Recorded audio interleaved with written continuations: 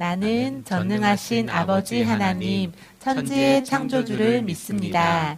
나는 그의 유일하신 아들, 우리 주 예수 그리스도를 믿습니다. 그는 성령으로 잉태되어 동정녀 마리아에게서 나시고 본디오 빌라도에게 고난을 받아 십자가에 못 박혀 죽으시고 장사된 지 사흘 만에 죽은 자 가운데서 다시 살아나셨으며 하늘에 오르시어 전능하신 아버지 하나님 우편에 앉아 계시다가 거기로부터 살아있는 자와 죽은 자를 심판하러 오십니다. 나는 성령을 믿으며 거룩한 공교회와 성도의 교제와 죄를 용서받는 것과 몸의 부활과 영생을 믿습니다. 아멘.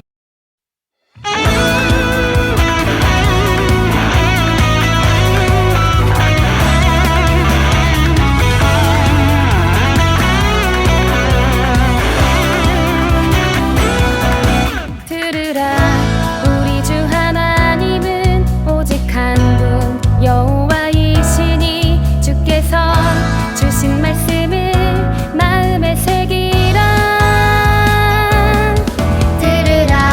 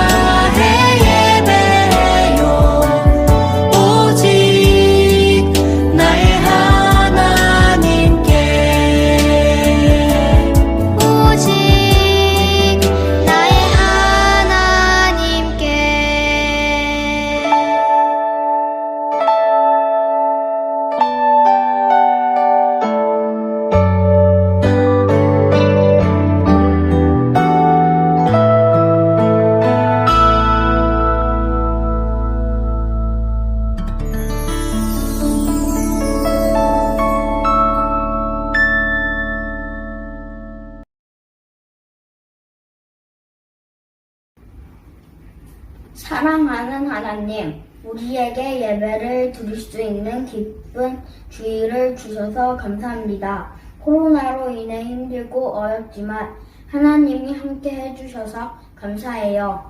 우리가 함께 모여 예배를 드릴 수는 없지만 우리 가정에서 기쁘게 예배하게 해주세요. 이 시간 우리가 박규빈 전도사님 말씀을 들을 때 집중해서 듣게 하시고 말씀에 순종하는 우리들이 되게 해주세요. 우리가 하나님께 드리는 사랑의 마음을 받아주세요. 예수님 이름으로 기도합니다. 아멘.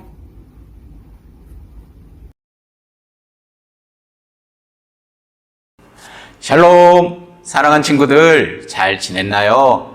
오늘도 예수님의 말씀 신나게 재밌게 함께 나누도록 하겠습니다.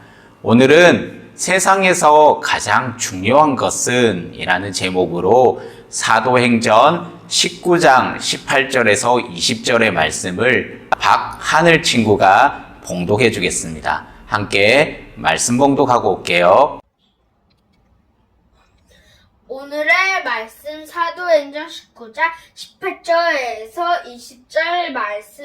믿게 된 사람들이 많이 나와 자신의 악한 행위들을 고백하고 공개했습니다. 마술을 하던 많은 사람들은 그 책들을 모아 담아 사람들이 보이는 앞에서 태워버렸습니다. 그들이 그 마술책들을 값을 매겨보니 모두 5만 드라크마 정도 됐습니다. 이렇게 해서 주의 말씀은 점점점 힘있게 퍼져나갔습니다. 아멘. 아멘. 친구들, 우리는 요즘 계속 바울 목사님의 전도 여행의 이야기를 함께 나누고 있습니다. 오늘은 바울 목사님의 3차 전도 여행 중에 있었던 성경의 이야기를 들려줄게요. 바울 목사님이 3차 전도 여행 중에 3년이라는 가장 많은 시간을 보낸 곳은 바로 에베소라는 지역이었습니다. 그 에베소에서 바울 목사님은 2년 동안 두란노 서원이라는 곳에서 하나님의 말씀과 예수님을 가르치고 전하면서 많은 기적들을 행하였어요. 하나님께서 바울 목사님을 사용하셔서 많은 일들을 행하셨는데 심지어는 아픈 사람에게 바울 목사님이 들고 다니던 손수건을 이렇게 올려놓기만 해도 병이 낫고 새 힘을 얻는 놀라운 기적들이 일어났답니다. 정말 놀랍죠. 그런데 이러한 바울 목사님의 모습을 스게와의 7 아들 같은 마술사들이 유심히 지켜봤어요. 친구들, 출애굽기에서 바로와 모세가 만났던 이야기를 기억하나요?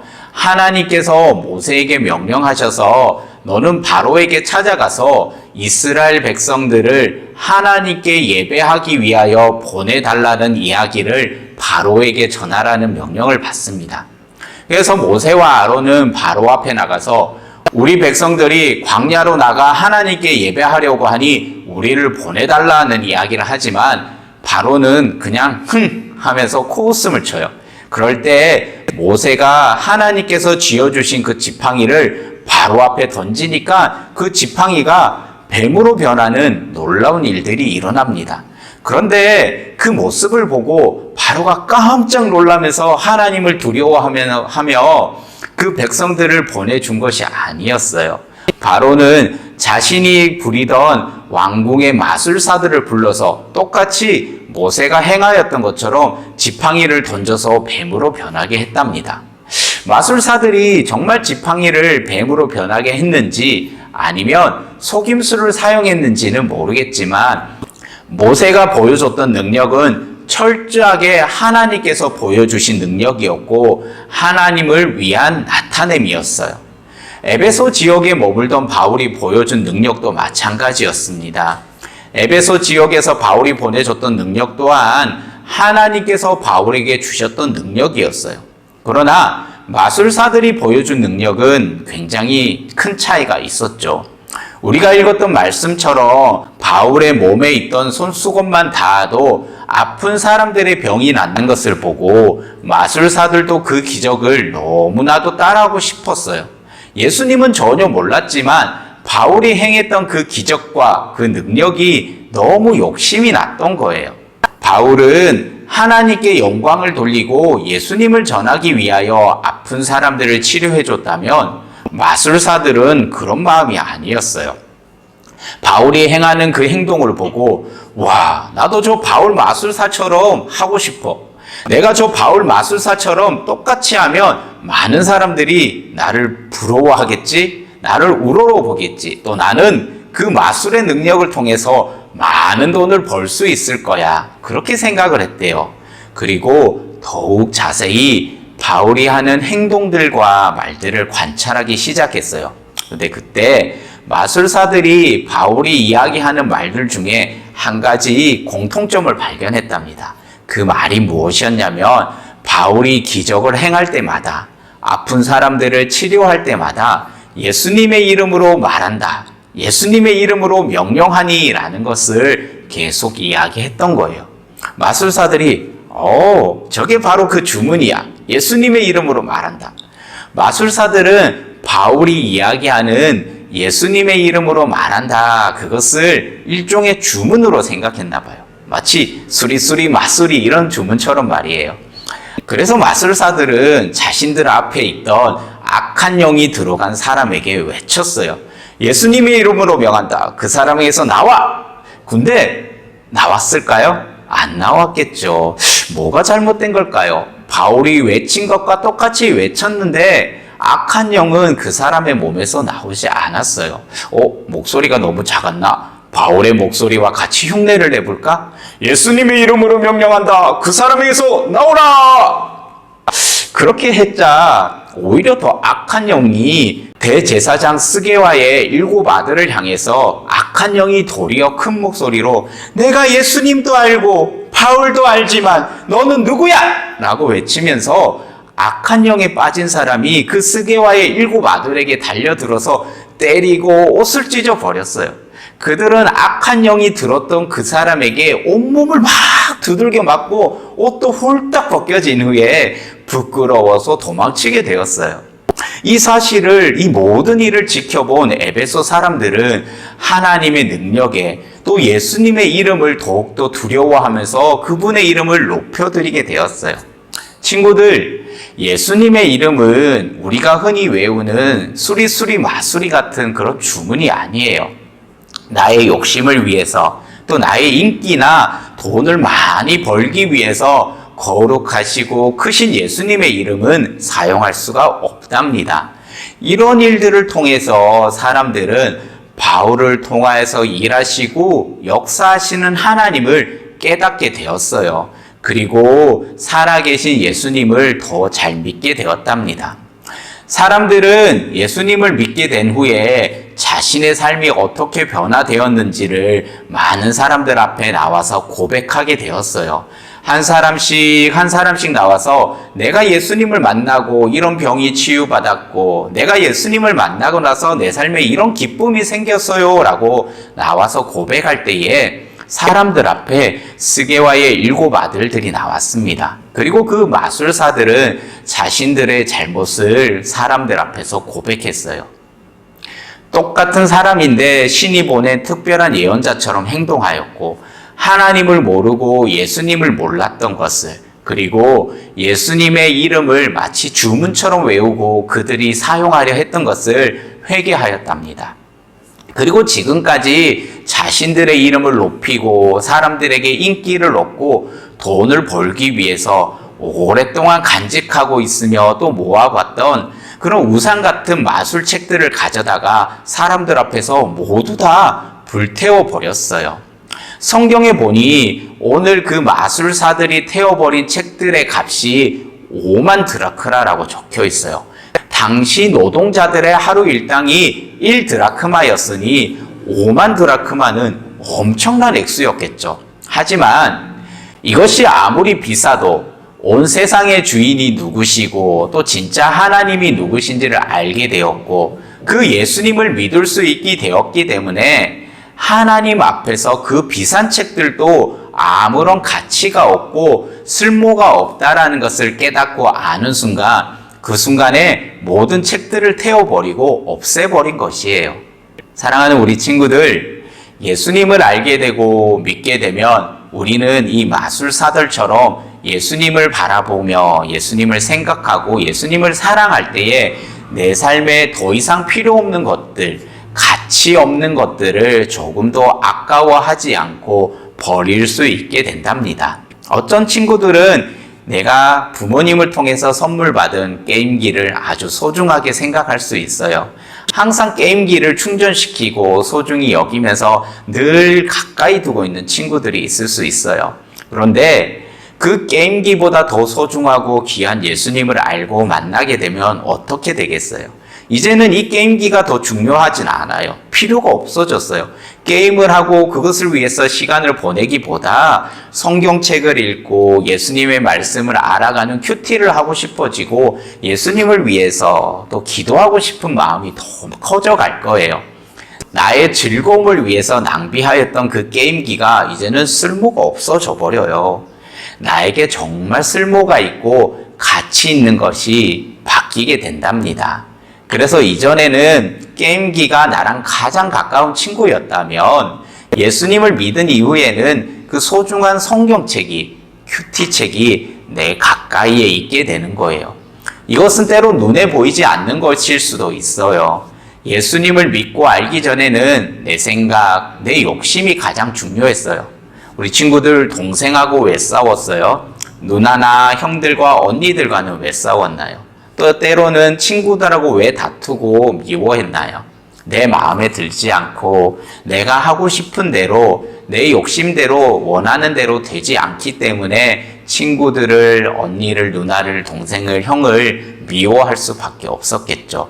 그런데 예수님을 믿고 알게 되면 더 이상 내 생각과 내 욕심이 중요하진 않아요. 가치 있고 소중한 것이 무엇인지를 알게 되고 그것이 바뀌게 되는 거예요.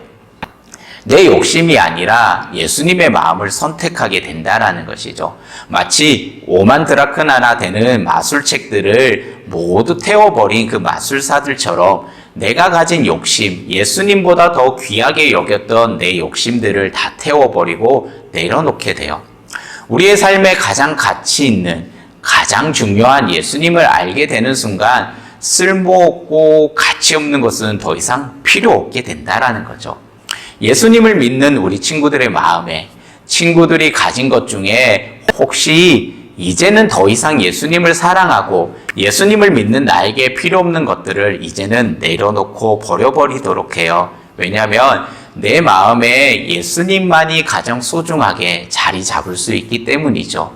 예수님, 저에게는 예수님이 가장 가치가 있고 가장 소중해요. 그리고 저는 세상의 그 어떤 즐거움보다 예수님을 가장 많이 사랑할 거예요 라고 고백할 수 있는 우리 친구들 되었으면 좋겠어요.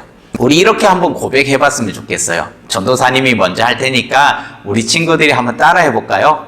예수님, 저에겐 예수님이 가장 가치 있고 가장 중요해요. 아멘. 그렇게 예수님을 사랑하고 예수님을 가장 가치 있게 귀하게 여기는 우리 친구들 되기를 전도사님이 간절히 축복하며 기도할게요. 오늘의 말씀을 기억하며 함께 기도하겠습니다. 사랑하는 예수님 감사합니다. 오늘의 말씀을 통하여서 우리의 삶에 정말 가치가 있고 소중한 것이 무엇인지를 깨닫는 시간이 되게 하여 주세요.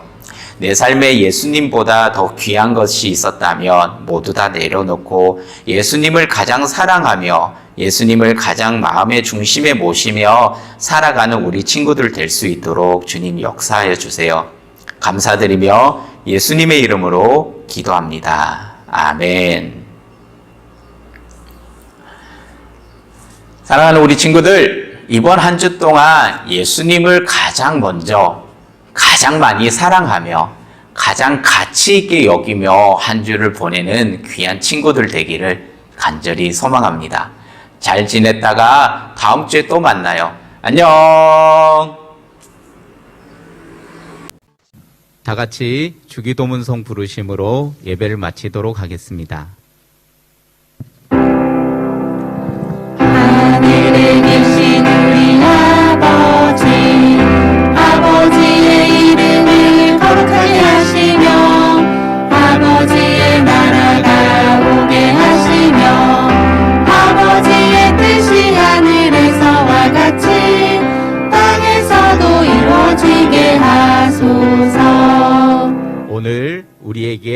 일용할 양식을 주시고 우리가 우리에게 잘못한 사람을 용서하여 준 것 같이 우리 죄를 용서하여 주시고 우리를 시험에 빠지지 않게 하시고 악에서 구하소서.